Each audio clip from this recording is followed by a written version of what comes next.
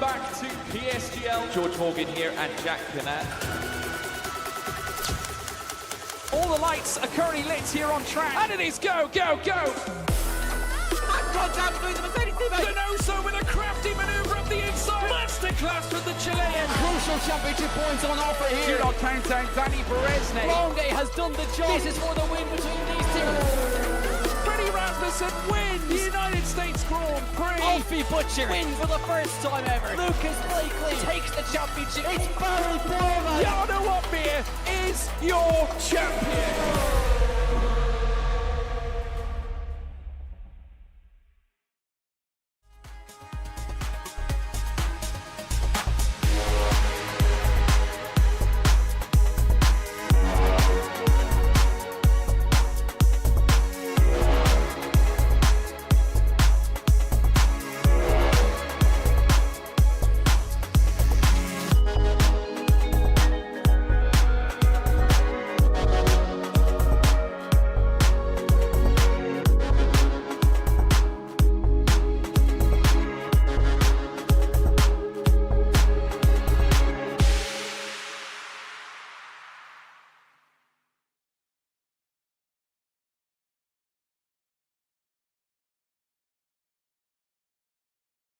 Evening, ladies and gentlemen, and welcome back to PSGL F1. It is the penultimate round of the season, and we are here at the Las Vegas streets. A brief apologies for the late start on this one, but you haven't missed anything. We are right at the start of qualifying, and we have plenty of action coming your way. My name is Evan Dalton. It's a pleasure to be alongside you for this evening. Hopefully, at some point, we will have Byron Hale joining us, but that is on pause for the moment. But qualifying, first few laps are getting underway. We'll talk a little bit about the circuit and the permutations coming into tonight in a brief moment, but we'll watch the first laps get underway. It is, of course, the 6.201 kilometer Las Vegas straight circuit, one of the newer additions to the Formula 1 calendar, the newest addition to the Formula 1 calendar, I should say. And it's qualifying starting out quite weird for us because Dirk is not the first driver to set a lap. He has been the first driver to go on his qualifying lap at every race this season, so don't think he's going to be too happy with that. It's one of the Saubers in front of him. It is the Sauber of Owen, as a matter of fact. So the Irishman will get our qualifying underway here tonight, straight into the swing of things, as we like to be. Rounding for the final corner, then comes Owen, heading across the line. What's the time for them all to beat? It's going to be 1:29.8. Dirk goes slower. Casper Flack marginally slower. Rens Tomatson, the king of night races around straight circuits, goes slightly slower. Here is the man who is trying to keep his championship hopes alive. Cameron Dowds. It's going to be the second row of the grid, and 0.3 of a second off Rens Tomatson. There'll be no time for Matteo. He's taken it to pit lane. Here's Paul, running for the final corners. Was excellent last week in Suzuka. We'll talk about that in a few moments.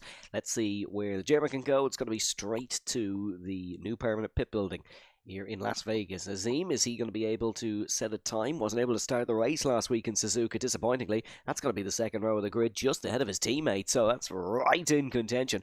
Very nice job indeed. Apologies, folks, if you weren't getting any game audio. You should have some now, so you can hear some race cars. Indeed, so it's Rens on top, Owen in second, Azim in third, and Cameron Dowds in fourth. Alpha Gully, fantastic lap into fifth place. Casper Flack in sixth, and Oscar in seventh, and Dirk in eighth, Ryan in ninth, and Marius in 10th position, and then Tales in 11th. So that is the order of play. That is how we stand after qualifying. We will run you through the standings in just one moment, folks, but we're going to get a co-commentator alongside me, so we will be back in 1 second. Good evening, everybody. Welcome back to PSGL. George Morgan here and Jack Canat. All the lights are currently lit here on track, and it is go, go, go! Contact between the Mercedes teammates. Donoso with a crafty manoeuvre up the inside. Masterclass from the Chilean. Crucial championship points on offer here. Do not count out Danny Beresne. Longay has done the job. This is for the win between these two. Freddie Rasmussen wins the United States Grand Prix. Alfie Butcher wins for the first time ever. Lucas Blakely takes the championship. It's Barry Borman. Jarno Opmeer is your champion.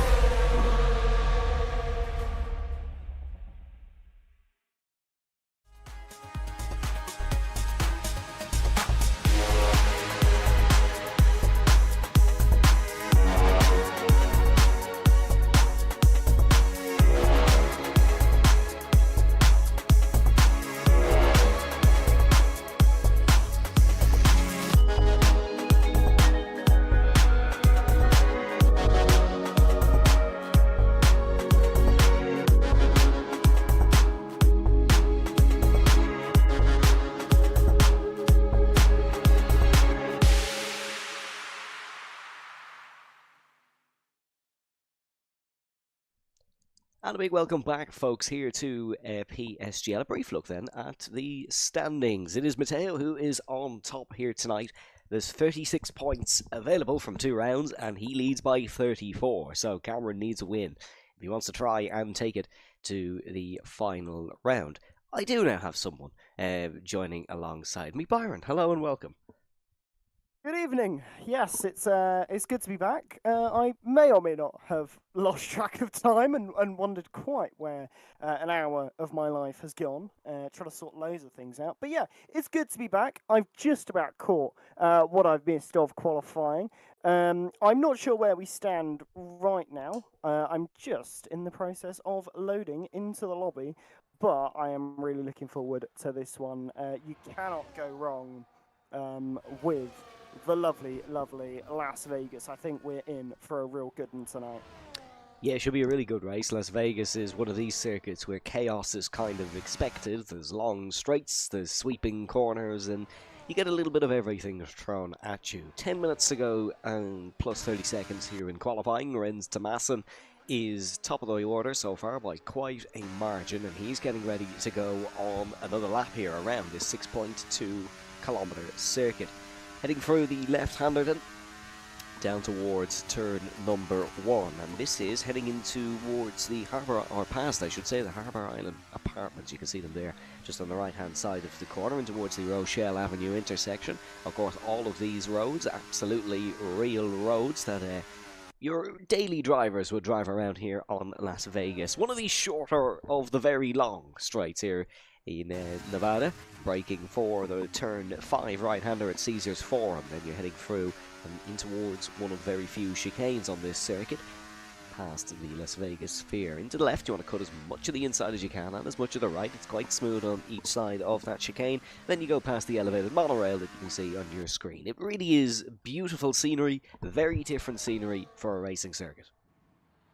It really is, and Renz is really pushing the boat out here on this second flying lap. It's great to see the commitment he's taking through these corners as that bollard gets assassinated as per usual. Yeah, really taking quite nicely around this lap. And onto this long straight, it's one of the very few places where you can hit what's called VMAX, the very top speed that these cars can reach. And, he will absolutely be using all of that speed towards as we head down towards the final couple of bends into this very tricky chicane. Not an easy one to get right. We'll see a few invalidations through there, no doubt about that one. And he seems to have called off the lap, Renz. Not worth setting, but he is 3 tenths out in front. Yeah, very, very comfortable. At the top of the order is Renz Tomasson. He excels on street circuits, and that we know. Cameron Dowds jumps up to the front row of the grid in his championship endeavour. Realistically needs to take pole because there is a point for pole position and a point for the fastest lap, which someone might have got last week, but there is a point for pole position, and Cameron kind of wants that. Matteo now is only 6th on the grid, which points things in the right direction for Cameron, but realistically he needs a win tonight. It would be very difficult to do anything if he doesn't get a win, and realistically Matteo doesn't finish. Cameron does need to outscore him by a significant points margin. Of course, as we said, there is only 36 available from 2 rounds. Matteo leads by 34, so if Matteo scores 2 points tonight, it's done, no matter what Cameron does. Yeah, gotta be disappointing, I think. If this is really Matteo's championship to lose, right? I think it's one of those where if he somehow doesn't win, I think it'd be more surprising than if he does. But yeah, Cameron's just got to do the best he can. He's trying that now as he's, I believe, on an in-lap, but he currently sat there in 2nd place. It's pretty much where he wants to be, with Matteo in 8th as well. Cameron Dowds on good form at the moment, but still, 7 minutes to go in qualifying. There's a lot of work to be done. Yeah, Cameron is on good form, 2nd in the championship. He disappointingly missed out on a podium placing in Suzuka last week. Controversial collision between himself and Rayan. It wasn't reported to the stewards. There was no penalties handed out for it. The only penalty was a 15 seconds for Casper Flack. He picked up that, so unfortunately that ended or that put him outside of the points, I should say. And weirdly enough, he actually got the fastest lap, so didn't get a point for that. Again, disappointingly. But Matteo obviously taking the win in Suzuka, putting one hand on the championship. He has not finished off the podium since round 5 in Lusail. So if you want to talk about runs of form, there's really no one on a better one than the championship leader.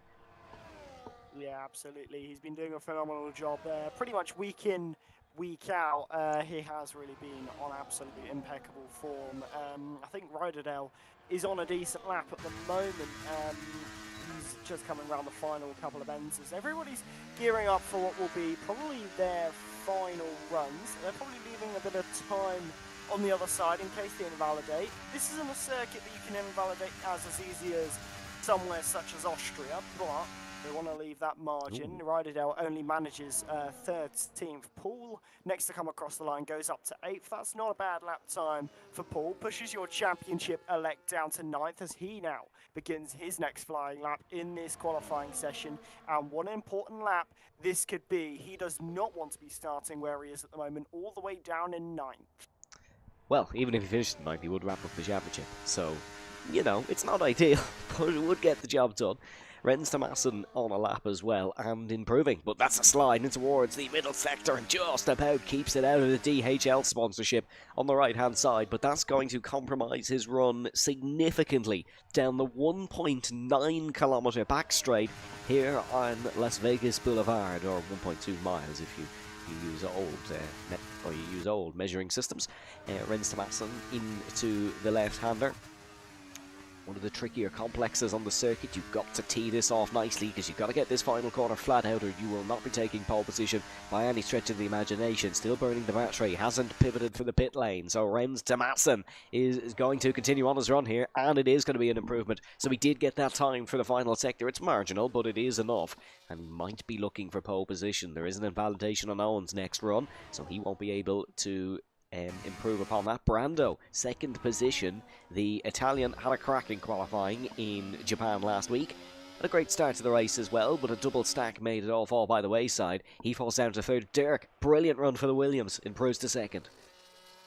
Indeed, yeah. Alpha Gully and Matteo across the line. Matteo into the pit lane, and we've got Tallers, I think, who is the next driver to begin a flying lap. No, he's invalidated on his. He'll come into the pit lane as well, but a lot of really good laps just coming in there. Pushes Matteo down to 12th. When we say he needs a points finish to wrap up the championship, well, now he's not in that top 10, which would get him points. Casper Black goes up to 3rd and pushes Matteo down yet another place. So everybody's seemingly finding a lot of time.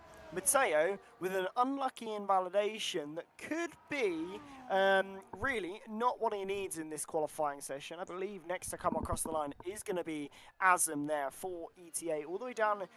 I say all the way down, in the middle of the pack. They're in 9th place at the moment, 2 green sectors.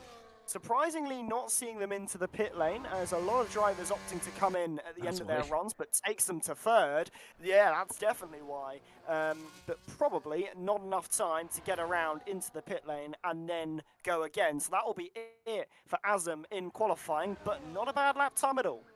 Yeah, and interestingly enough, we saw a lot of track evolution there. We saw pretty much everybody improve, so usually when that's the case, you see drivers waiting for the last moment to head into the pit lane. So they're going to have to try bolt round, get in and out, but going to be very tight for time indeed, especially Azim. Alpha Gully might be fine because he's just entered the pit lane now, but yeah, going to be very, very close for time indeed. Remember, no slipstreaming allowed in qualifying, so the drivers will all be on their own individual qualifying programs and on their own individual paths. It's not that slipstreaming isn't allowed, it's that we have the settings adjusted so you physically can't do it, which is good.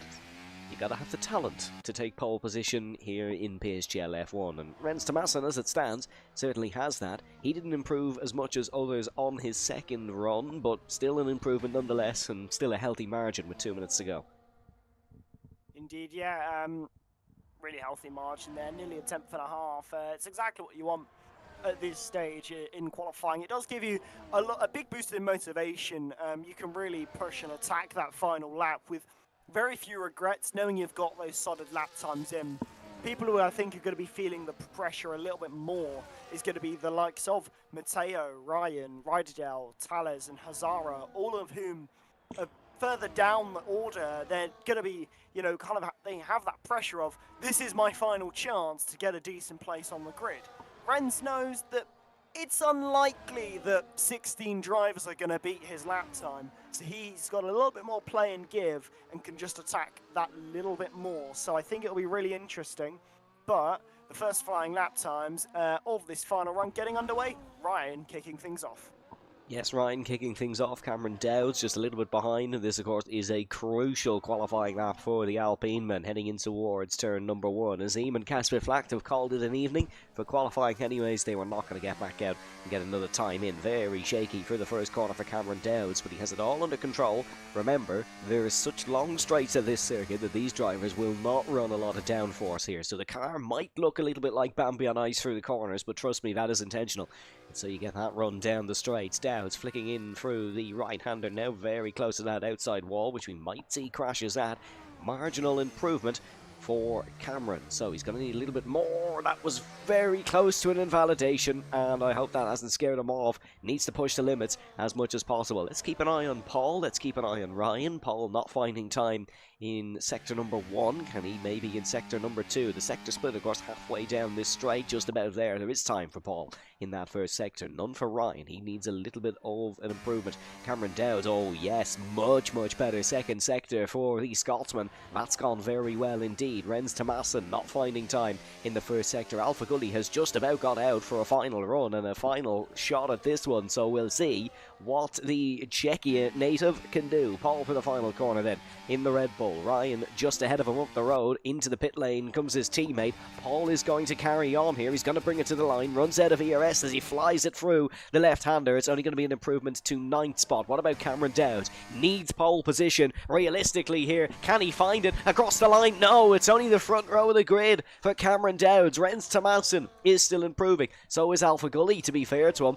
Dirk has got another lap as well. Keep an eye on championship leader Matteo, because there's a monster lap in here for the Ferrari. Just to let you know, folks, you might be missing Rayan from the grid, our usual king of qualifying. He wasn't able to make it due to a pedal issue very last minute for Rayan. So someone is trying to take the crown of king of qualifying. Will it be Matteo? Well, it's looking like it's going to be Renz. 29.4 for the Aston Martin, an improvement, but some might say we expected. Here comes the championship leader to the start-finish line. It's ahead of his rival, Cameron Dowd.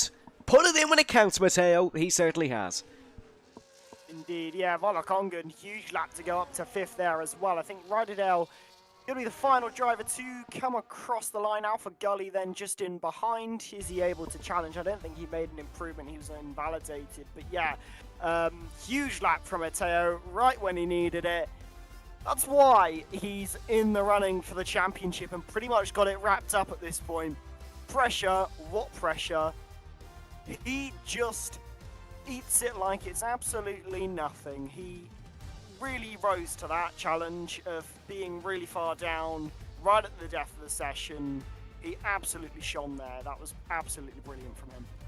Yes, it is Renz on pole position, Matteo in second, then it is Cameron, Alpha Gully, Volakongan, Azim, Casper Flack, Dirk, Brando and Owen in the top 10. We will debunk that qualifying session after a brief commercial break. Stick around, folks.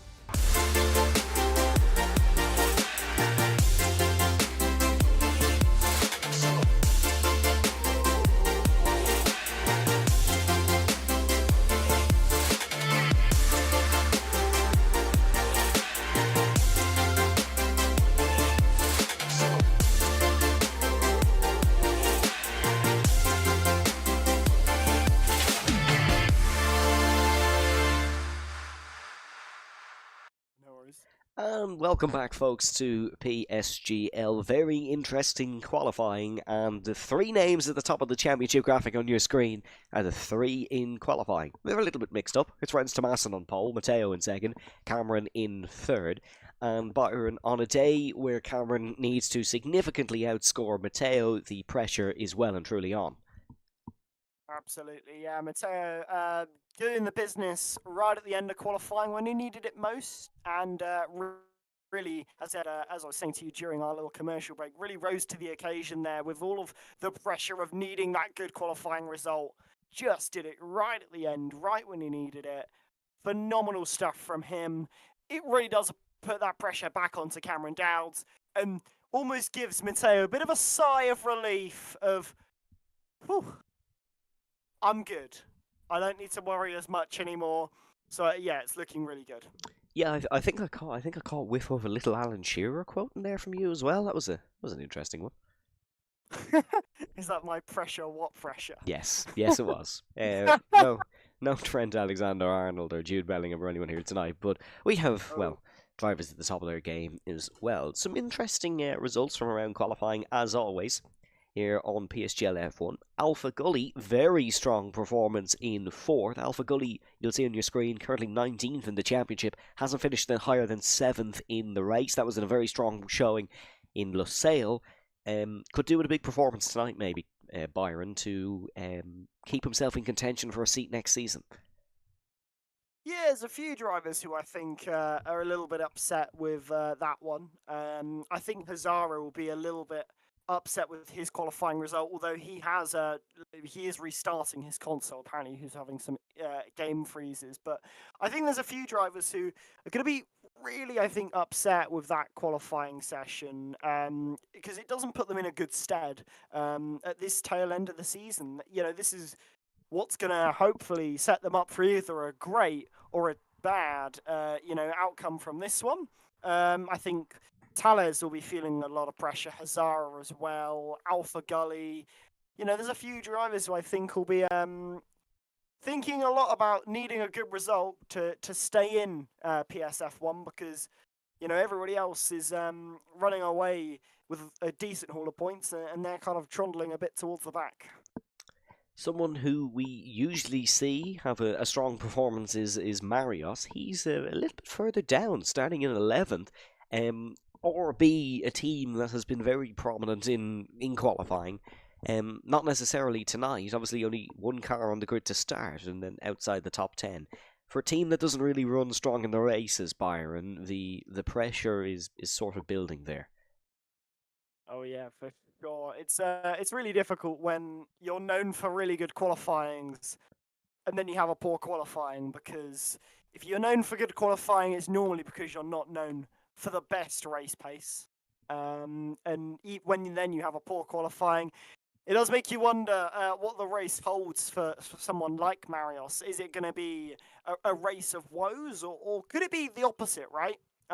Could it be a very conservative setup that puts you in a really good place for the race? I think it's one of those. We've just got to keep an eye out for what happens between now and the end of the race, because I think it's really interesting when you see a notoriously good qualifier a bit further down. Is that a strategic ploy based on the setup, or is there a genuine struggle? The only thing is I've found the statistics that were sent. This is before Japan, which shows the average qualifying and average race finishing position, and it's actually 11.0 in both cases for Marius. So maybe we just see that as slightly skewed. One very interesting one with that same statistics is average qualifying position and average finishing position. For Matteo, average qualifying 9.67, for the race 2.2. So it goes to show, if you're good in the race, you'll score the big points. Yeah, I think Matteo has been just so consistent in the races, and that's been really not necessarily a detriment to Cameron Dowds, because it's not like he's been bad in the races either. It's just Matteo has been consistently up there. You know, he's only had 2 races off of the podium. Within this season, he's had 4 wins. He really has been absolutely sublime. I think it's looking really, really good for Matteo tonight. But I think Cameron Dowds, he'll take a lot of solace in this season as well. He's had a really strong one, a lot of podiums, really decent hauls of points. I think no matter which way this swings, everybody's going to be happy in that top 2. Yeah, you can see the circuit on your screen now, folks. 17 corners, 11 to the left and 5 to the right. So there's a joke about NASCAR in there somewhere. Lap record held by Oscar Piastri, of course. It is one of the newer circuits on the calendar. The inaugural race held on November 18th. It was designed by Karsten Tilke. You might recognise the surname. Yes, he is the son of Herman Tilke. Has a 10-year agreement on the Formula 1 calendar, and the first 3 races have been quite good, or the first 2 races, I should say, have been quite good indeed. Located in Nevada, the 25th most populous city in the United States, and it is the largest metropolitan area within the Mojave Desert. Byron, you're known now for a bit of an outlandish prediction from time to time, I think it's safe to say. What's your Las Vegas version? Oh dear. Let's think. Who can I outlandishly pick and absolutely curse this week? I have a sneaky feeling Volakongan. I am gonna Fair go enough. a bit on the bolder side, but my bold predictions normally swing one way or the other. Absolutely terrible, and they are hot garbage. Or it could swing the complete opposite way, and it could be brilliant. Volakongan hasn't had a podium this season, but hey, I'm picking him for a race win tonight, so he better not disappoint. Volakongan hasn't had a win since season 34. That is all I say. Dear. If you dear. have somehow predicted this one, that is nothing short of a stroke of genius. Volakongan last season, 13th in the championship. This season he is 9th, so there has been a little bit of an improvement. Let us know your predictions in the stream chat below, of course, folks. And if you are enjoying the PSGL action, make sure to subscribe. We're on the grid here in Nevada. It is Renz and Matteo on the front row heading down towards turn number 1 as we go racing in Las Vegas. Very quick start off the line from Renz to Masson. Brilliant start from Owen in the background as well, diving a few cars in towards turn number 1. Cameron Dowds keeps it clean, doesn't go for anything outrageous. It's a very, very long race here in Las Vegas. Paul makes a move. There's a car gone straight on, heading through turn number 3 at the Rochelle Avenue intersection. It's Ryder Dahl who's picked up a little bit of damage, but it's a very poor start to the race from him after a poor qualifying. We go diving in towards the right-hander. Brando tries to move on Owen. There's a Red Bull having some problems. That's Paul. He's had a half spin, but Krukli keeps it out of the barriers. Yeah, Johan's had a bit of front wing damage as well. I saw a bit of carbon fly into turn number 1, and then we saw it on the exit there as we went round into turns 2 and 3. A bit more carbon fibre flying there, but opening lap underway, relatively clean for most. Ren's still out in front, followed by Matteo and Cameron Downs. No movement in the top 5, but the movement is all a little bit further down for the moment. But definitely interesting to see Johan with that little bit of damage. We'll help him along the straight here, a little bit less drag. So, Johan. Owen. All right. Ooh, I thought Johan had returned to PSF1 for a second. I got excited. Here comes Owen, trying this round the outside. This is on Dirk, and this is outlandish from the Sauber. Not too sure how he's kept it out of the Armco, but that got very dodgy between the Sauber and the Williams. All drivers starting on the same compounded tyres. Not much positional gain. Owen is really not having a great time of things here. Brando now diving it down the inside of the Sauber, and the Ferrari has got the move up. Indeed, yeah. Owen is really struggling, I think, with that bit of front wing damage in these corners because they're quite long.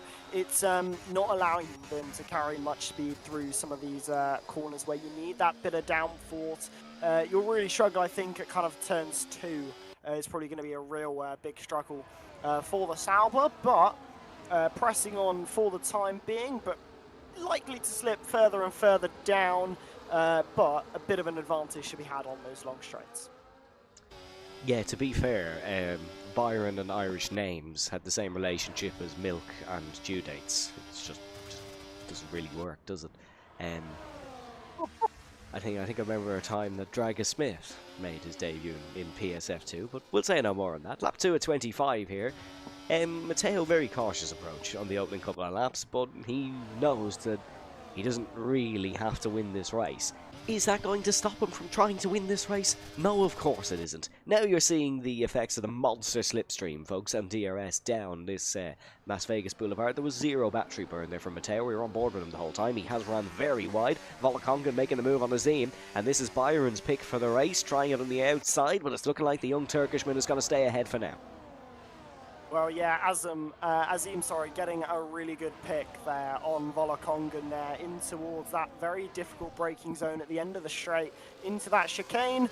Does mean Volokongan's a little bit offset here, a bit of a battle going on between himself and Casper Flack. There's a chance of Casper making a move, but comes to nothing for the time being. But another bite of the cherry for Casper Flack to try it down the inside. Thinks about the move, but doesn't go for the move. Very calm and conservative from the Sauber, running in 7th place. But Volokongan, I think, probably going to be looking to try and get back on the attack versus Azim in front, just because, well, as Azim made a bit of an audacious move, but a very nice one at that. But hopefully, business resumed, at least for my pick, for the race win, if he's able to get back into P5. No one has fallen outside of 1 second of the car in front for now, so we still have 17 cars in contention for this Las Vegas Grand Prix. This is Oscar you're looking at, the Norwegian. One of two Norwegians driving for Mercedes, tucked into the slipstream of the Sauber in front. And he's going to try and make a move. A lot of battery being burned by Oscar, but it's still not enough. Casper Flack, however, is able to make the move on his teammate, so one Sauber leads the other. He's ran very, very wide in through here, and they're two abreast. We ride on board with Dirk, taking a look at the battle in front, and Dirk is going to try and capitalise on this one. This is brave stuff from Dirk. This is very brave stuff from Dirk. 3 abreast into the final corner, and it's worked out. Dirk has pulled off some absolute worldies from time to time this season. That is up there with the best. Indeed, Volokongan down 3 places. I have a feeling my prediction may have been a little bit more of a curse, and we've seen our first pit stop, and that might be a curse for Ryderdale as he comes into the pit lane, presumably to change that front wing. Another place lost for Volokongan as he goes to battle with Brando here. This is very committed from the Ferrari, who's trying to hold it. Oh, this is a very difficult place to try and go side by side, but they manage it beautifully through there. As now we head on to and in towards that sector 2. And yeah, very nice from Volokongan and Brando, who went side by side. Volokongan managing to defend that 8th place, but really having to try and hang on for absolute dear life at the moment. Yes, Volokongan very much struggling, not necessarily managing the tyres the best potentially, as Brando is burning the battery, going to try and make a move in towards turn number 14, 15 and 16. It's going to be child's play for the McLaren, or for the Ferrari I should say. Very easy stuff. Owen might look to follow suit as well, and he will, up and ahead of Volokongan. So Volokongan now down to 10th position, was running in 5th a couple of laps ago. Commentator's curse, dare I say? Well, I am known to accidentally curse about half the grid when it comes to commentary, and it appears Volokongan may be not best pleased with me once he has a look back on this one and realises I picked him for the win, because the pace just doesn't seem to be there at the moment. It does appear to be there though for Azim, who's in 5th at the moment and quite close on the back of Alpha Gully. Could be looking to try and make a move into that 4th place at the moment. I dare say Cameron Dowds may even try and lend a bit of a helping hand to his fellow Alpine, I say teammate in a relative term, but they drive the same car, may as well try and get the better result for Alpine as a constructor. But Cameron Dowds has got his own race to run as well, with Matteo out in front and doing a very good job out in front, as Renz hasn't really got too close to the back of Matteo, who's out in front quite comfortably at the minute. Yeah, Cameron running in 3rd. At this stage of the season, team games kind of go out the window. He is driving to survive at this point, no pun intended. And needs something to happen. Renz is going to try and make it happen for him, and he's going to try and go for the move of the race leader, and the Dutchman is up and ahead, and that's going to be Alpha Gully and Azim side by side as well in the background. The Alpine not able to make the move, just nicks the inside wall there, does Azim. Got away with it.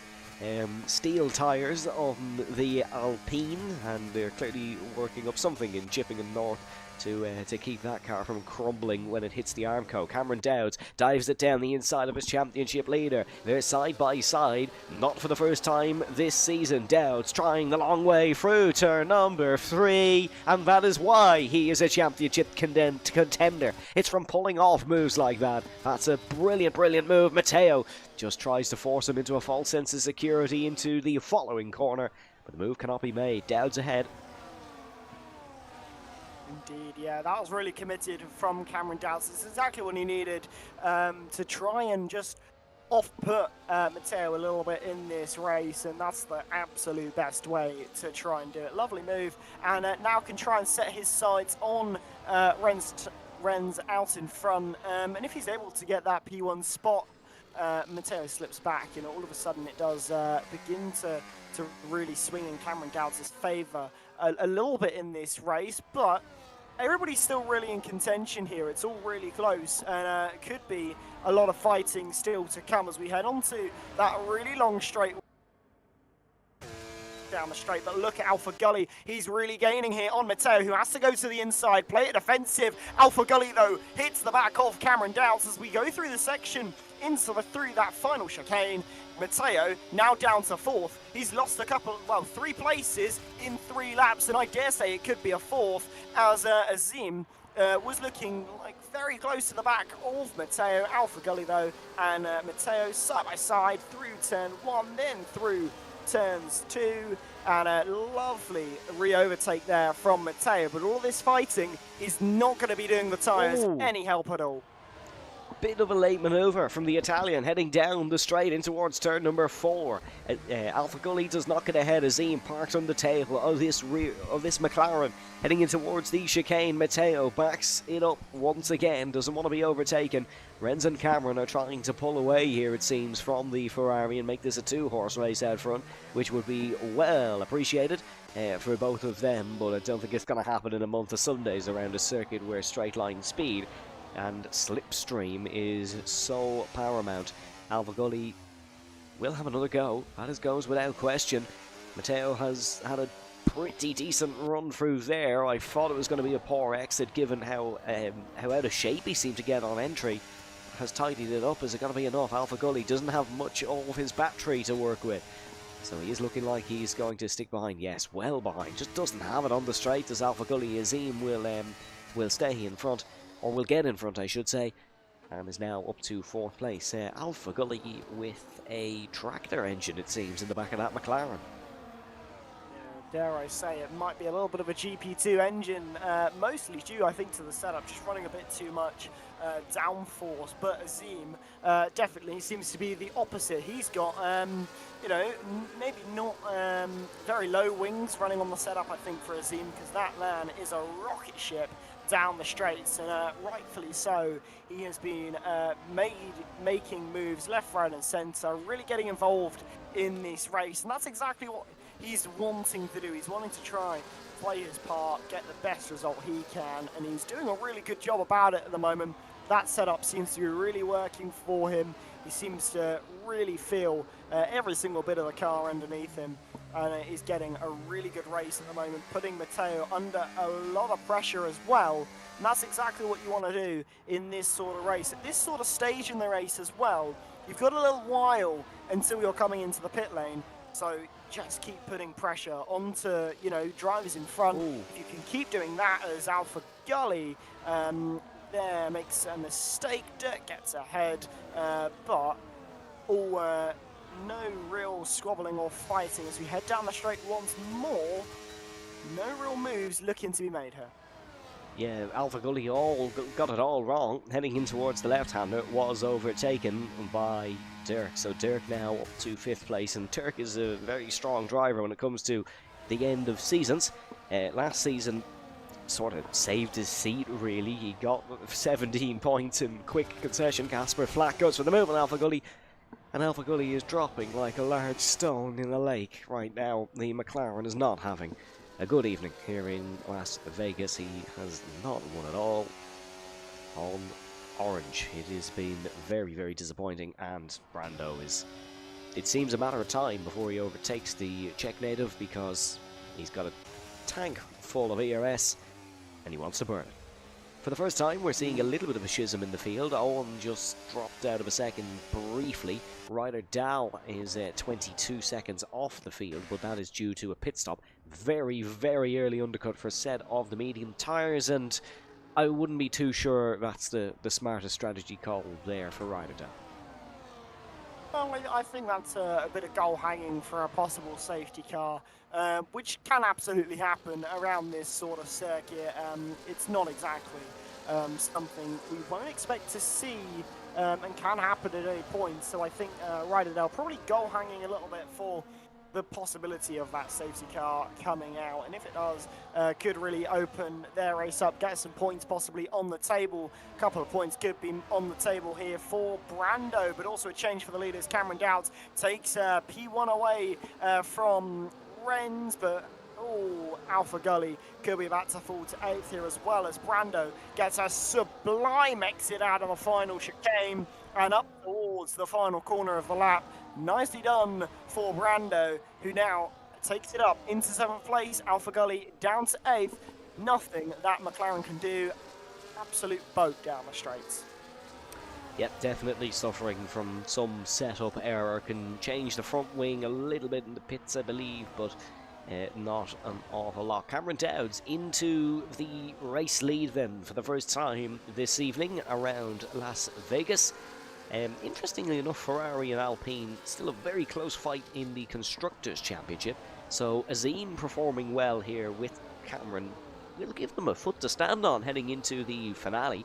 27 points separates them. Both drivers on both teams scoring points as it stands tonight. So it'll be a tasty affair come the season finale, which of course will be held next week around the Sakir International Circuit in Bahrain. Alpha Gully 0.2 of a second behind Brando, but it seems an inevitable conclusion once we get to the straight, and that is him just being slightly gapped by the car in front. It's a more normal set of circumstances for Alpha Gully compared to the slipstream fest that the rest of the drivers are benefiting from, but even there you can just see Brando was well past at this stage on 2 laps ago. Renz takes the race lead as Cameron actually drops down to 3rd. So Matteo and Cameron are side by side once again here on the exit, and this could go very wrong for the pair of them. Matteo flings it around the outside. They're still going to be side by side heading up the hill and in towards the left-hander of turn number 1. Matteo sneaks ahead, gets the job done. I thought it was going to be a lot closer. It is between Dirk and Azim. Azim goes for 4th place. Dirk on the outside here. Turkishman versus Dutchman. It's like a game at the Euros, as it's going to be the Dutchman who gets in front. Azim falls to 5th, and I think I might have saw a little bit of carbon fibre fly there somewhere. I'm not too sure about Azim's left end plate. I'd like to get another look at that potentially, if the camera would ever so kindly provide that, as it's doing everything but that at the moment. A couple of other positional swaps. Brando ahead of Owen. Alpha Gully actually got the job done on Brando, surprisingly, so that is an interesting one. Pleased to report the front wing is okay for both Dirk and Azim here, so both pushing on in this race, but Dirk, I think, a man who is a bit of an unsung hero at the moment, up to 4th. He's gained 4 places. He's having a really solid race at the moment, as is I think Azim and Casper Flack, both of them have gained a place each, but both looking really nicely in contention here. Got good pace in this race. We could see Azim try and spoil Dirk's 4 overtakes party as he takes that 4th place back. As they head down the straight, you can tell which one of them is getting that bit of slipstream, that bit of benefit. But Azim not able to hold it into the corner, has to take that 5th place back for now, but very much looking to try and get that 4th place back in this race. But Dirk not wanting to give it up so easily, but Matteo still out in front. Renz in 2nd, then Cameron Dowds, Dirk and Azim. Casper Flack rounding out that top 6. Alpha Gully now 1.8 behind, as we've had a few drivers into the pit lane. Owen, Brando, Thales, Hazara, and now Ryan as well. So now the strategy beginning to play an important factor in this race. Medium tyres for all those guys. Matteo taking the race lead the last trip round on lap 11 of this Las Vegas Grand Prix. We're almost at the halfway mark and things are getting pretty interesting. Top 11 still yet to pit. Brando is the leader on the medium compounded tyres, and he is going to be the one to try the vicious undercut attempt. Ryderdahl's already been on his mediums for 8 laps, which definitely means a 2-stopper. As Matteo very, very wide heading through turn number 12 at Treasure Island and onto Las Vegas Boulevard. Doesn't want to do that again. That was a little bit scary as they fly past Caesar's Palace in towards the left-hander turn number 14. Little bit of a weave, little bit of a wobble for Matteo. Rens Thomason is still going to take the race lead, however. Brakes a lot later than the Ferrari. Job done. Now I'm intrigued to see who dives into the pit lane. Are they going to react to the undercut attempt from the lower end of the field? Rens doesn't, Matteo doesn't, Cameron doesn't, but Dirk absolutely does. So the Dutchman dives into the pit lane. Let's see what strategy TF10's engineers are cooking. Indeed, yeah, they could be on to a really good strategy there if it does pan out quite well for them as we head on to lap 13 of 25 with the race leaders. Yeah, the undercut could prove powerful for Dirk if he's able to get it on. Does appear he's going to have a little bit of clean air to work with, but has the undercut worked better for those around? Doesn't appear to, so he'll be able to hopefully work with that bit of clean air that he's got in front and get a good lap in, which we should see then Rens, Matteo, Cameron and Azim, probably pretty much everybody I think, come into the pits at the end of this lap to cover off that undercut. But I think Dirk may gain just enough time to take P1 for now, but there's going to be a lot of infighting between now and the checkered flag because we've still got 12 laps to go. We're just over that halfway point in the race, and well, it is still very unclear who's going to win this one because it could really be absolutely anyone. Yeah, Brando's a lot closer to Dirk than he was before the pit stop, so that means that Dirk might have just done enough to cover him off. Matteo takes the race lead. Remember, Azim's not going to be able to come into the pit lane here if Cameron does, because that will be a double stack and that will crucify any chance of a podium or a race win that he's got. Neither of them are going to dive into the pit lane, it seems. All going to stay out. Brando has got ahead of Dirk. That's for 8th position. Oscar and Marios both coming into the pit lane. So it seems like it's like boarding to Noah's Ark. 2 by 2 we go into the pit lane each lap. That's a yellow flag in the 3rd sector, and that is Ryan who's had a problem on the straight. Weirdly enough,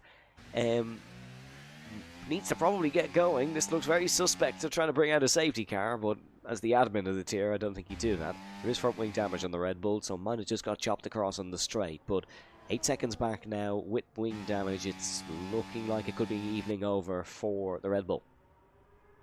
Indeed, yeah, I think he's going to be very disappointed with how his race has gone. As he does come into the pit lane, is it a retirement?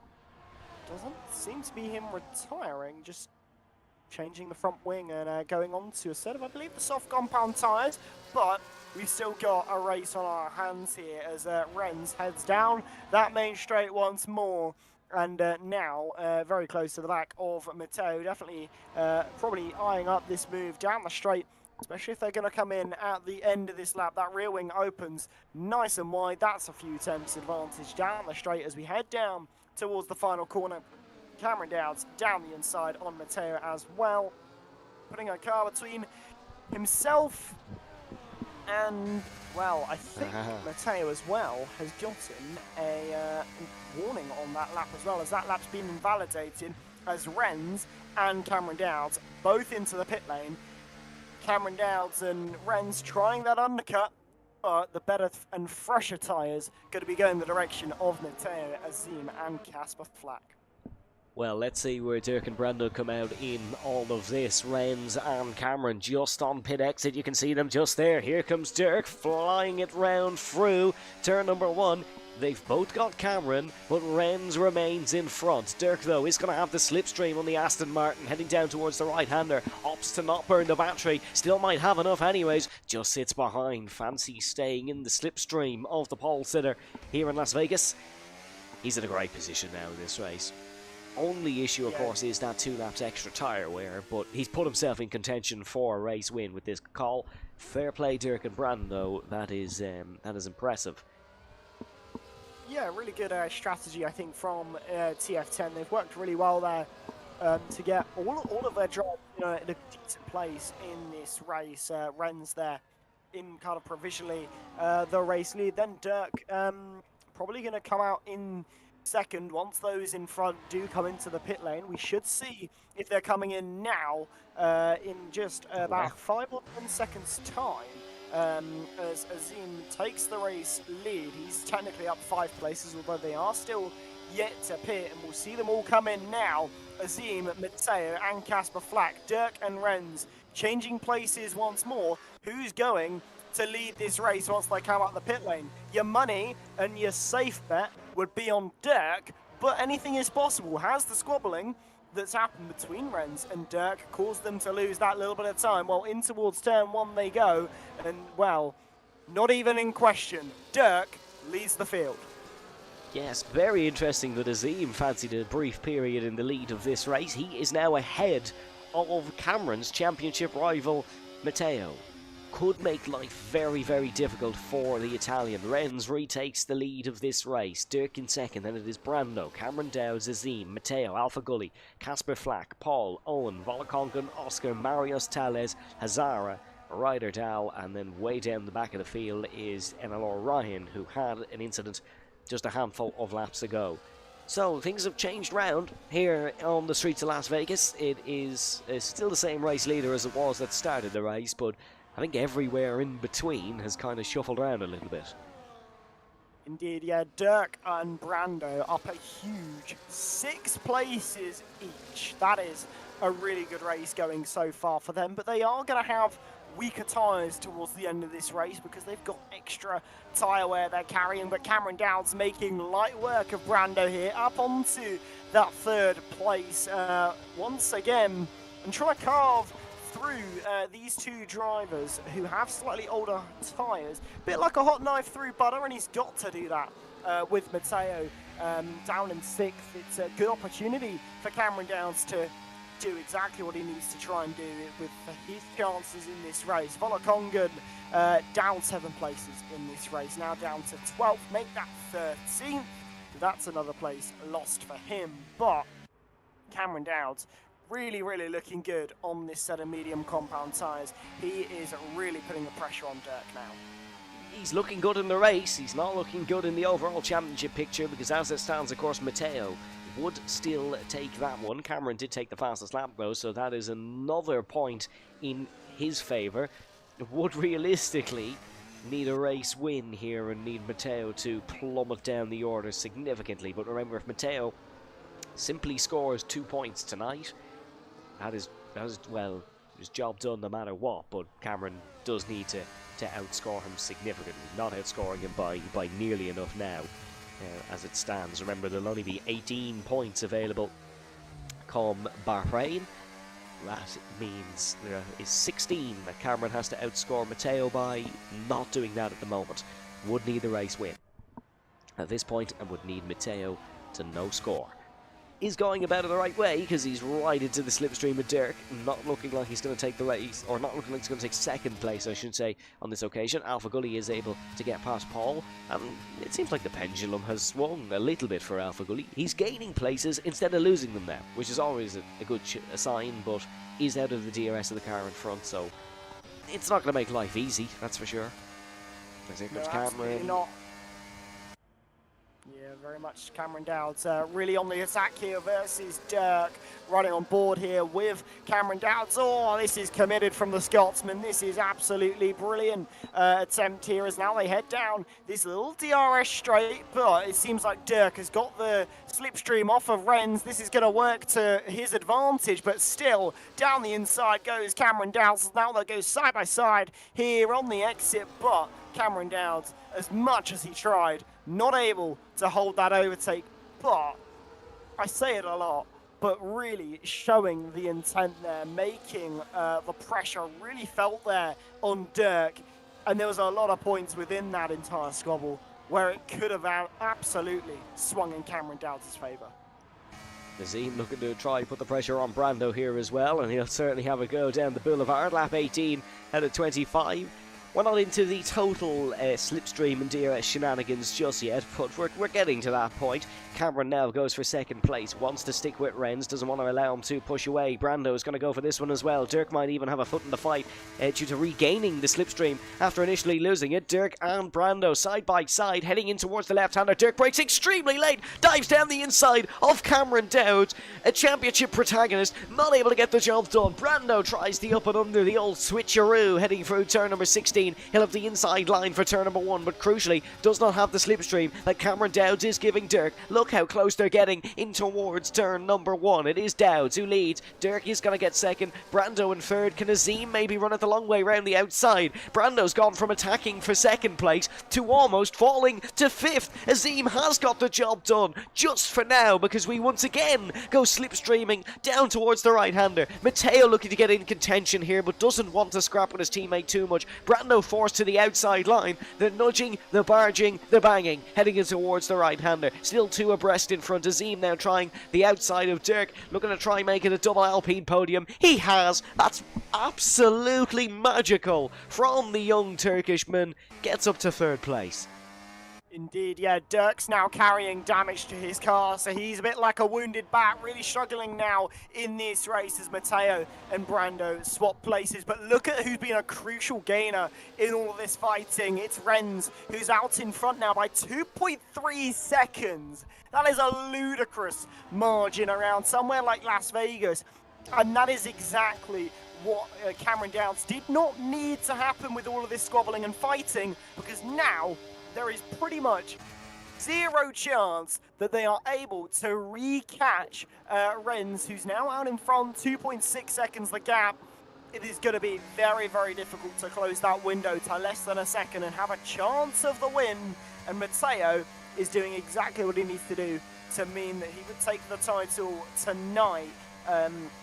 Yeah, so really difficult, I think, at the moment, but Renz comfortably out in front. Azim, Cameron Dowds, and then Matteo and Dirk, your top 5, but I'd expect Dirk to slip further and further back as he is struggling with that wing damage. Yeah, it's not impossible to catch Renz, but as you said, Byron, rightly so, it's very, very difficult.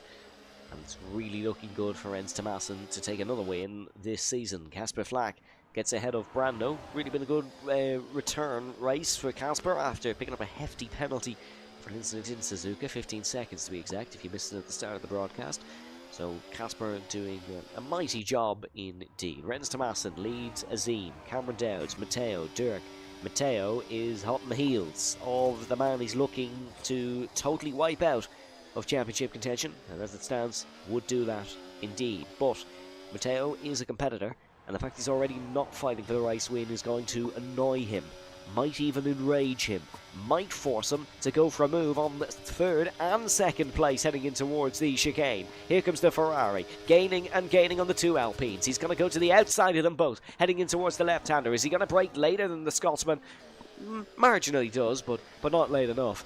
Now has the run on a slipstreamless. Cameron Dowds and Matteo burned a lot of battery on the straight that time round to get ahead of Azim. Azim's going to look to try and fight back in towards turn number 1. We start the 21st lap and proceedings here in the streets of Las Vegas. 1st and 2nd in the championship, 2nd and 3rd in the road. Almost neck and neck on the asphalt. Cameron, brief wobble. Matteo will see that. Knows he's causing a little bit of panic in the monocoque of the Alpine in front of us. Casper Flack tries the long way around the outside. That was certainly something. Matteo now has got the job done on Cameron Dowds. All he needed was for us to become a little bit distracted. Indeed, yes. Turn our attention even slightly elsewhere. Everybody suddenly remembers that they're racing and suddenly starts showing a little bit of prowess, but Cameron Dowds now looking a little bit more vulnerable as Matteo does pull a little bit of an advantage there, now up to 8/10 the gap between the pairing, and Matteo seems to be trying to set his sights on Renz, who is out in front now, 3.6 that gap, and that is now looking almost impossible to close here as Cameron Dowds could even find himself out of 1 second of Matteo, who'll have DRS down the straight. But that slipstream isn't going to be too powerful, as he is quite a few car lengths back. But he'll close up for now, just keeping him within that magic 1 second window that he needs to be. But his teammate has made the move up into 3rd. and that is not what he would have wanted, but otherwise there was a chance he was going to fall out of that DRS window, which would be even worse for his race. Yep, can't afford that. Did just enough and has got himself back into contention. Matteo burnt a lot of battery as well trying to do that, so it's not like Cameron's has too significant of a disadvantage. A disadvantage certainly on the ERS perspective, but not an extortionate amount. Azim definitely helping Cameron to get back close to Matteo, and if he puts the pressure on Matteo, might force him into a big mistake, which is what Cameron really needs at this period in the race. Renz to Masson. He's gone. He has gone with the wind and is on course to win the Las Vegas Grand Prix. The only one I think who could stop Renz now is Renz.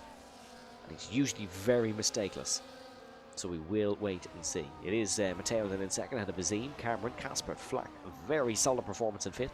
Dirk, Brando, Paul, Alpha Gulli and Oscar rounds out your top 10. And it is Marius, Volakongan, Owen Hazara, Ryderdale, Tales and Ryan. Byron, I don't want to put a jinx on him, but considering the nature of this circuit, being a straight circuit and being very high speed, we don't have a retirement yet. Well, commentators curse. Oh, we will get one now, without question. Yeah, absolutely. But Azim making the move on. Matteo doing his little bit in this race as well, as I believe Brando, I think, made a move versus Dirk, as that gap has opened up to just over a second now. So Brando has a little few attempts to find to get himself into the mix of this top 5, as down towards turn number 1 will go. Casper Flack thinking about a move on Cameron Dowds, but not able to quite make it hold, unfortunately for him, is now. I think Cameron Dowds is worrying a bit more. He's having to look behind more than he is in front, and that is not what you want when your championship rival is in front of you, but he really is seemingly getting to a bit of a more difficult point in the race. Cameron Dowds not finding that he's looking in front as much as I think he would have wanted. 3.3 seconds the gap with just over 2 laps to go here in Las Vegas. 2.5 laps to be exact as we head past the elevated monorail. That is Owen, who is into the wall and he has to pick himself back out of it. There is now a total absence of a front wing on that Sauber. We don't really need the telemetry to show us that one. You can clearly see a lot of carbon fibre on the apex there. I would say that would have been the safety car that I would have commentators cursed, but we're too late in the race for it to happen. Yeah, but I have a sneaky feeling that could be a retirement in the race, as I think Ryderdale has also made a mistake there. Yeah, he's got damage to his front wing as well. So there, we could go from no retirements to 2, as Cameron Dowds makes the move on Azim there. And now Azim is coming back at the Scotsman as we head down towards turn number 1. Alpine going side by side and squabbling and fighting. Where have we seen this one before in the real world? But sometimes it could end in disaster, hopefully for Cameron Dowds and Azim's sake. It doesn't end in disaster tonight for these pairing, as Brando is it Brando or is it Oscar? Someone has made a mistake there in Sector 1 as well. All of the mistakes happening right at the end of this race, as everybody seemingly a little bit tired at this stage, but Renz still out in front. Matteo in second now, Azim, and then Cameron Dowds in 4th. But look at that man, Casper Flack, he's on a mission. He is on a mission. Matteo also on a mission because he's almost got Azim out of 1 second. Has now, in fact. If he can get a very good run through this next corner, it might be curtains for even a second place battle. It might be between the 2 Alpines to squabble for third amongst themselves. The DRS activation point is on this straight as well. I think he's going to be okay. I think he's just about going to be okay. Let's have a look at the rear wing as we head through the DRS zone. Just heading close to it now. And no, there's no DRS. Oh, there we go. It was a lot later than I thought. Azim has just about got the DRS. That was quite sketchy indeed.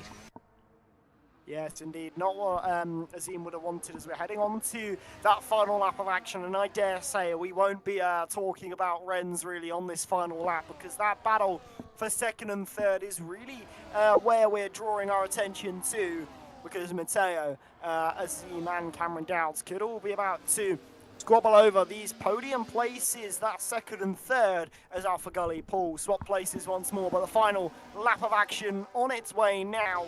And Azim doing a really nice job to try and close this gap up to Matteo. There's not much left in the battery for some of these drivers, but Cameron Dowds, a full battery to use on this final lap, so could have a really good run down the long straight here on this final flying lap of action. But Matteo seems a little bit far out of the reach for the time being. It might be a move on his teammate. Azim has done very well to recover that battery out of what seemed like almost nothing just one lap ago. Rens Thomassen heads onto the Las Vegas Boulevard for the last time. Without question, will win this race. That is not the big story of today, however. It is this man, Matteo, and no matter what happens on this straight, I don't even think he's going to be caught, so it will be second place. He'll continue on that fabulous podium streak, heading down towards turn number 14 and 15. Cameron is not going to finish on the podium. In towards the final chicane. In the summer of 2022, he was an unknown PSGL F4 driver, with nothing but a dream and ambition. He now has crowned himself one of the best to ever do it on the PlayStation platform. For a third time in 4 PSGL seasons, Matteo is champion of the world. He is champion of the PSF1 top division for a second time in his career. 2 seasons ago, he doubted whether he would ever win a race again. He's done that. He's done a lot more. He's won a championship. Indeed, yeah, and yet another podium to add to that insane average scoring position. He is really, absolutely on a mission to probably have one of the best seasons of PSGL we have ever witnessed our eyes to. He has been absolutely sublime. Week in, week out, he has just done the business, and he has now done the championship once more. And yeah, it's really good to see that we have a public service announcement. Unk's back, baby. You doubted him. You all doubted him. We all saw the stream chats. He didn't go away. The talent never left. Form is temporary, class is permanent. I have no idea what's happened there. Yeah, it's a long running joke. Just ignore it. It's a joke from last season. Someone somewhere would have found that funny. That person was not me. I think we did have a retirement come the end there as well, which I think we did. Utterly disappointing. Oh, I mean, we expected one, but I think Matteo, what a drive, what a championship. He has done it once again. What a season for the Italian. Very overshadowed, but a fabulous performance nonetheless from this man. Rens Thomassen will take another race win. Still an ongoing battle for second place. I think now Rens has elevated himself to second. That is only his second win of the season. I've been saying throughout the stream that he's good in the night sky. I wasn't lying. His other race win came in Qatar. So Rens put himself in good position. Alpine still in a great position in the constructors because they have significantly outscored Ferrari. Let's run you through the full race results one last time. Matteo, your race winner. Then it was Matteo, or Rens, your race winner. Then it was Matteo in second, Azim in third, Cameron Dowds in fourth, Casper Flack in fifth, Mario sixth, and Dirk, Brando, Volokong, and Oscar, Alpha Gully, Paul, Hazara, Owen, Ryder, Ryan, and Tales. It goes to show what we know as well, doubting Marios, because that is one of his better performances of the season. And he takes 6th place. Great performance from Casper Flack as well, has to be said. We are not going to hear from Rens in the interview. He has respectfully declined our offer, which is fair enough, absolutely. But we will hear from Matteo in a moment. But Byron, not the usual Las Vegas chaos on the last lap. No, no DRS games, no fighting, well, no dramatic fighting, really. Everybody was really well behaved, which is very uncharacteristic for this sort of track, but hey, it made it just that more, I think, sweet for Matteo, for Rens, and all of those drivers who I think got a good result tonight. It'll be all the more I think satisfying for them, knowing that they didn't have to capitalize on chaos and drama ensuing around them. It was a pure. I had the pace to be in that position.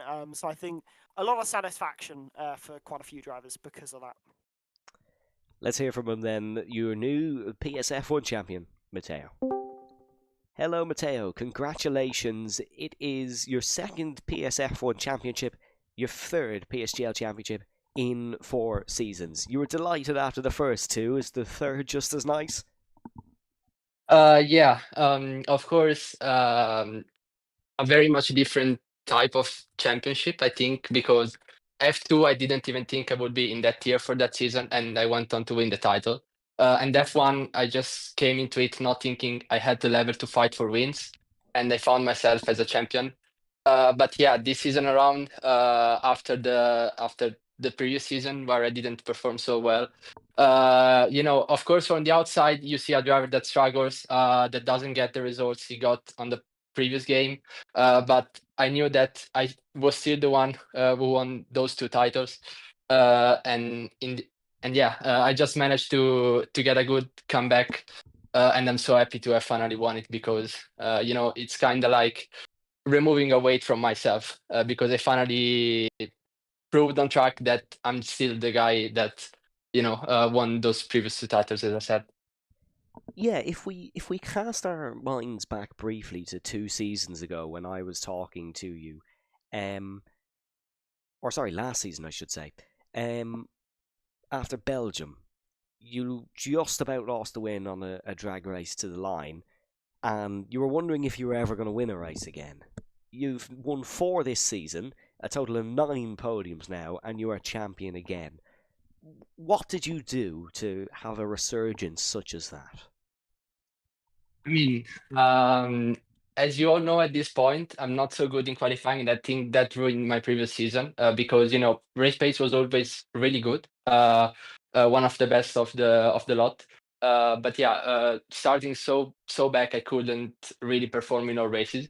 Then there were races like Qatar and Belgium where I got good results, but just not the win. And of course, not getting wins, you can't get a championship. I just kept practicing for a race, hoping something would change in qualifying. Finally, it seems like I got some pace back because Silverstone got top 3, Japan got P2, and tonight got P2 again. So yeah, of course, those slightly better performances, always starting in the top 10 basically, apart from Jeddah. Yeah, those really helped me, and yeah, I don't think in the race something changed. I'm still the same driver who drove in S37, and who has the same race pace. So I think just qualifying helped me a little bit, and of course things went just a little better in races. Because for example in Jeddah I got a safety car that in S37 I didn't get in some races where I needed it. So yeah, a little bit of luck that you always need, and a little bit of better qualifying helped me come back. 2 more quick questions from me. You are a champion now, so you're going to have to do a lot of media. Just prepare for that. 2 more questions. First one is, what has been your favourite moment from this season? Because there's been a lot of positives. Favorite moment from this season, I think it was Australia, because after a painful season, uh, straight in the first race, I managed to get the win. And yeah, I said the championship feels like removing a weight from myself, and that race also felt like that because I had finally got a win and finally went back to winning ways. So that was the best way to start the season. And of course, the race that launched me on the way to this championship. Second question, you have finally defeated the UNC allegations. Any comments? I don't know if I really did that because people still call me Young. But yeah, I guess it's my name from now on. I hope I showed that the good old Dunk can still win championship in dominant fashion. And yeah, that's basically it. A strange new name that I got at the start of this game, and apparently it's gonna stick with me till the end of the days. Yeah, you're younger than me, so it really makes me feel awful. Byron, any questions from yourself? I think one thing from me, Matteo, you've probably had one of, if not the best, average finishing position and just general seasons in PSF1. How satisfying is it for you, kind of coming away from and looking back on this season, when you look at the amount of podiums and phenomenal results you've had this season? Does it really boost your confidence that you could keep doing this for years and years to come? I mean, as I said, I always thought I could win races and championships, even when I didn't perform so well in actual races. But yeah, of course, I know that I'm capable of this. And if possible, this season might be even better than the last one where I won a title, S36. Because, S36, I always started ahead, and finishing in good positions was a little bit easier. And even then, by starting further ahead on the grid, I couldn't be as consistent as I've been this season. Of course, 2 fourth places, which aren't that good. I could have done way better in those races. But still, even when I didn't get good results, I still managed to get good points. And that was the key because, of course, when you win, you gain points, and it gets much easier to nurse the championship home. So yeah, I could have done better in those 2 races where I wasn't on the podium. But yeah, of course, really happy about the consistency. Yeah, well, pretty much answered every and covered every basis there. Well, congratulations on yet another championship, your 3rd in 4 seasons. Go and enjoy your evening. No more media duties for you. Go and enjoy it. You've deserved it. Congratulations, Thanks, Byron. Mateo. Thanks, Evan. And if possible, I would like to thank a few people. Of course, fire away. First of all, the 88 guys who always supported me, even when I wasn't performing that well, and pushed me to coming back here. My engineer Yassir, who engineered in first, like he was the main engineer who had the duties of engineering me during this season, and he was absolutely spot on. Couldn't have done it without him. And yeah, not many people, but yeah, at last, I would like to thank myself for always pushing and not giving up after that bad season. And in the end, it paid off well. So yeah, that's it. I always love your little bubbles of confidence that slowly come out come the end of these interviews. I think there was one where you said a few races ago, that's what champions do. Yeah, I love it. If there was PSGL fan accounts, I'd have a dream with those quotes. Congratulations, Matteo, from myself as well. I've got to watch you win 2 championships now. I wasn't here when you won F1 the first time. And you're certainly one of the nicest guys in the community, and well deserved. So go and enjoy your evening. Go celebrate whatever way Italians do. Once again, thanks, Evan. Thanks, Baron. Have a nice evening. Thank you. Enjoy it. And that is it for our interview segment for tonight, folks. Ren's not joining us, and then Azim not joining us either. But still, huge congratulations to those guys. Really good performance. That's about it then, Byron. Very interesting Las Vegas race. Not as chaotic as usual, but the time certainly flew. Indeed, yeah, it certainly does, especially around a circuit like Las Vegas. It is really a blast around that circuit. It's beautiful stuff. But hey, still one more to go. Our championship may have been crowned, but we still got the Bahrain Desert to tackle for the final time for this Season 38 calendar for PlayStation. And I am absolutely looking forward to that one. Yes, folks, we have one more coming up next week, of course, as Byron says. Not on the 20th of January, because that's today, and you just watched us race around Bahrain. It is next week, on the 27th of January. From myself, Evan, and from Byron alongside me. Thank you very much for watching. Please check out our title sponsors, GT Omega, as well as subscribing to the PSGL YouTube. Have a good evening, folks. Stay safe, stay well, and we'll see you next time. Bye-bye.